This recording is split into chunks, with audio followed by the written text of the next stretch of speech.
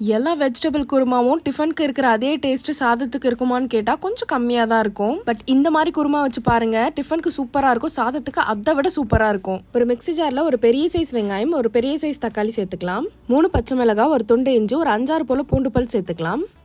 ஒரு கப் அளவுக்கு தேங்காய், ஒரு ஸ்பூன் அளவுக்கு கசகசா சேர்த்து எல்லாத்தையும் அரைச்சி எடுத்து வச்சுக்கோங்க. இப்போ கடாயில 2 டேபிள் ஸ்பூன் போல எண்ணெய் ஊத்திட்டு ஒரு ஸ்பூன் போல சீரகம் போட்டுக்கோங்க. இப்போ உங்களுக்கு வேண்டிய காய்கறிகள்லாம் சேர்த்துக்கோங்க. நான் முருங்கைக்காய், கத்திரிக்காய், உருளைக்கிழங்கு, முள்ளங்கி, பீன்ஸ், கேரட், பட்டாணி எல்லாம் சேர்த்திருக்கேன். எல்லாத்தையும் வதக்கிக்கலாம். ஒரு டேபிள் ஸ்பூன் குழம்பு மிளகாய் தூள், ஒரு ஸ்பூன் வெறும் மிளகாய் தூள், 1/2 ஸ்பூன் தனியா தூள், 1/4 ஸ்பூன் மஞ்சள் தூள், இது எல்லாத்தையும் சேர்த்து நல்லா மிக்ஸ் பண்ணிக்கலாம். நம்ம போட்ட காய்கறிகள் எல்லாமே ஓரளவுக்கு வதங்கி வந்ததோ இப்போ நம்ம அரைச்சி வச்சிருந்ததை சேர்த்து நல்லா மிக்ஸ் பண்ணிக்கோங்க.